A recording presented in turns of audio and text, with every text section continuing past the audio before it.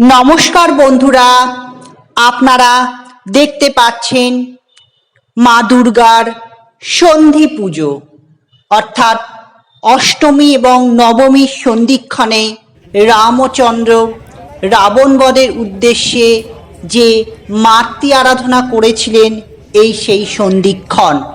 108টি নীল পদ্ম দিয়ে মায়ের আরাধনা করেছিলেন।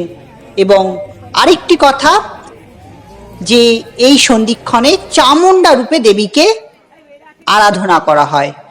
108টি নীল পদ্মের সাথে সাথে 108টি দীপদানও করা হয়। যদিও নীলপদ্ম এখন পাওয়া যায় না ঠিকই, এখন যে পদ্ম চলে সেই পদ্ম দিয়েই মাকে নিবেদন করা হয়। দেখতে পাচ্ছেন 108 দীপশিখা দান করছেন সকলে। আর এখন আমি উপস্থিত হয়েছি উত্তর কলকাতার 22 সিমরাতে। 22 সিমরার একটি ঝামাপুকুর মাঠ, সেই অঞ্চলের ঝামাপুকুর মাঠের দুর্গা মণ্ডপে উপস্থিত।